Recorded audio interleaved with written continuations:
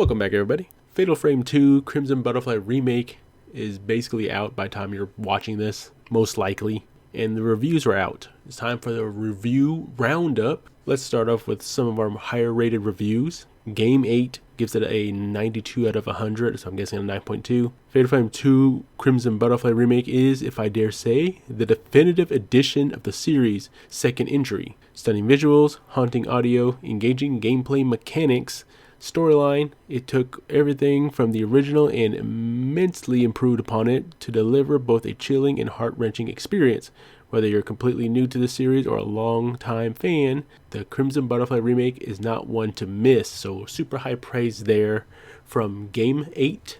Next up, let's take a look at Siliconera. I'm usually a skeptic about remaking influential video games. However, I think Fatal Frame 2 Crimson Butterfly Remake walks a fine line between revamping an old title with its improved systems and added side stories and keeping everything that made the original PS2 game a special and deeply influential experience at the same time. Or at the time, I meant to say. It remains a very special game and there's more to chew on for fans. Some more high praise? Let's keep going. Screen Rant says, while I'm a little hesitant to crown it already as the final ever version that will never be bested, Fatal Frame 2 Crimson Butterfly Remake is a great overall experience for this all-timer. 20 plus years later, some may bigger over the finer details or want a specific previous camera obscura incarnation, but this is a top-notch version of survival horror treasure. Best played loud and in the dark. I agree. Let's go ahead and take a look at some of these reviews that were like kind of like an 8 out of 10 area. So from Noisy Pixel, we have an 80 out of 100, so 8 out of 10. Fatal Frame 2 Crimson Butterfly Remake successfully brings one of survival horror's most unsettling classics back to life with improved visuals, refined camera obscura, combat systems, and an atmosphere that remains deeply oppressive and memorable. While the remake largely respects the slow burn pacing and narrative mystery that defined the original, a few uneven combat mechanics and missed gameplay opportunities keep it from reaching its full potential. Even so, the haunting village setting, disturbing wraith encounters, and an uneasy bond between Mio and Mayu make this a compelling return for a cult horror franchise that still stands apart from modern genre trends. So that's still pretty good praise considering this is an 8 out of 10. I also want to point out that IGN also gave it like, I believe, an 8 out of 10. And they had, actually, if you watch the video for the IGN video, they're really high on the game. But it seems like the reviewer didn't really like certain aspects. I guess because, I guess you would say that I don't know, but when I was reading it, it kind of felt like they didn't like that. It seemed a little, I don't know, unrealistic for like the main character to be fighting against these ghosts like this. Maybe it's too actiony, but I don't know how to describe what they feel. This is what I read here. I'll put it on the screen. It's probably already on the screen, but basically, if you actually watch the video, they're a lot higher on the game. So it did get 8 out of 10, but I like the praise they gave it when they were talking about it. Let's jump down to like a 7 out of 10 and see what people think here. I'm probably not going to pull up any 6 out of 10s because there weren't that many of them. So for 7 out of 10, we have Dual Shockers. Overall, I really enjoyed my time with Fatal Frame 2 Crimson Butterfly Remake. While it may not necessarily be as scary as the original released in 2003, it does have its moments of greatness when it comes to scares. And there will be times that even the biggest survival horror fans have to take a breather. The stars of the show here are the atmosphere and story, both of which are so incredibly well made due to the original justice and validate the need for this remake to see the light of day. However, the combat is a major letdown and definitely won't be for everyone. The controls feel outdated, the movement speed is excruciating slow, and those two mixed together can make for a rather frustrating experience at times. Still, if you were a diehard fan of the original Fatal Frame 2 Crimson Butterfly, you will enjoy what Team Ninja and Koei Tecmo have created here. So interesting review here. I don't think I necessarily agree with the, let me see, where are we at? Movement speed is slow. That's, for me, that's kind of the normal for horror games. I don't see anyone complaining about like Grace in Resident Evil 9, right? Where she moves a bit slower or anything like that. I kind of expect slow movement in horror games. That's just what I've grown up on, I guess. I don't think that would bother me. It's I guess a valid criticism. I just don't agree with it.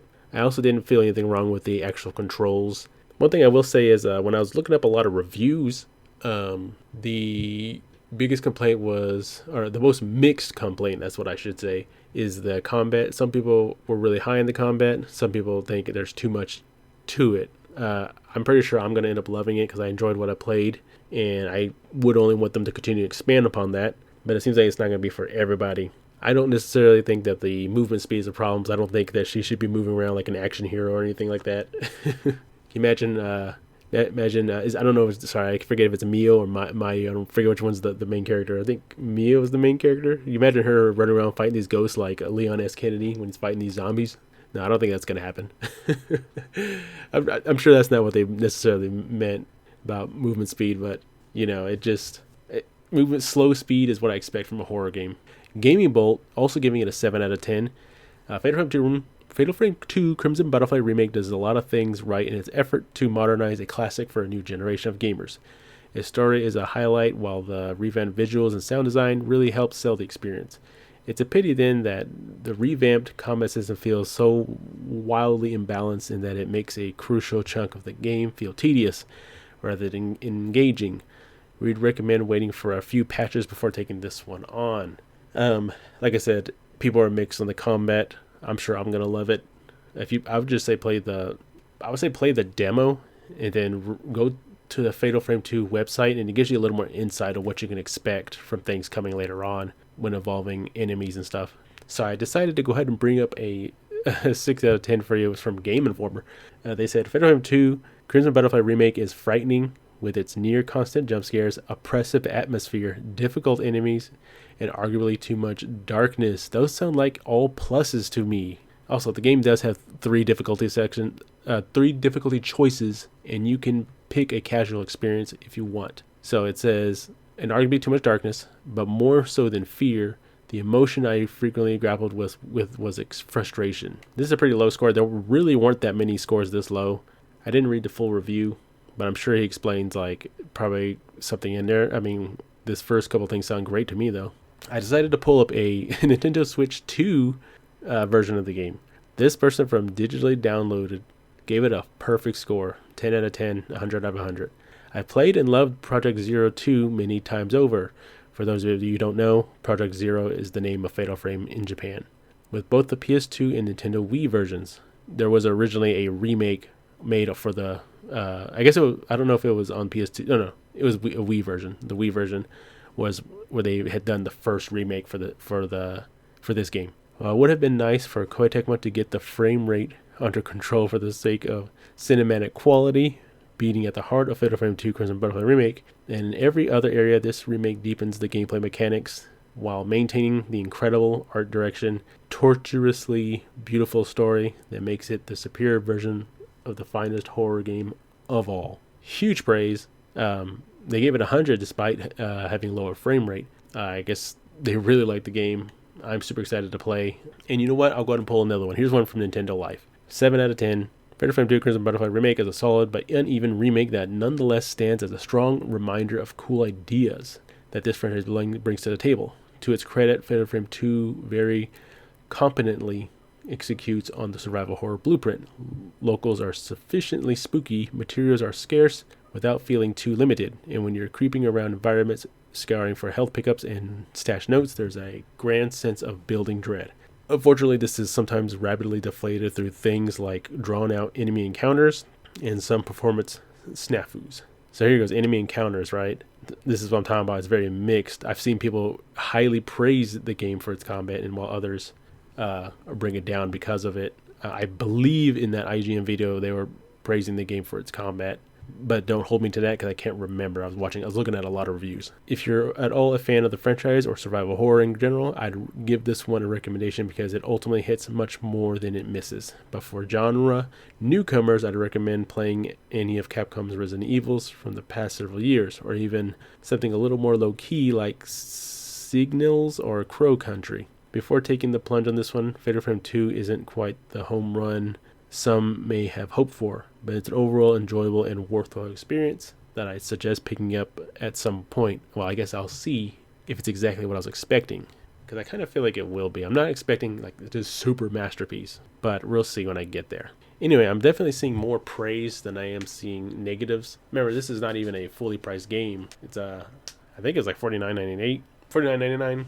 I already bought the game, so I'm definitely going to play it. So, but I want to know is, did you play the demo? What did you think of it? Are you playing the game now? I'm sure the game's out by the time I release this, or almost releasing. I've already bought mine. Should be downloading it soon.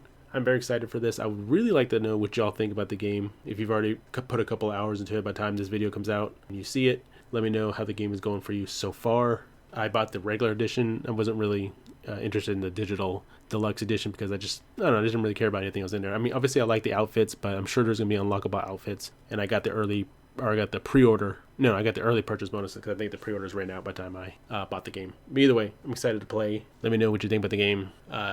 Like and subscribe if you want to support the channel. Thank you. Bye.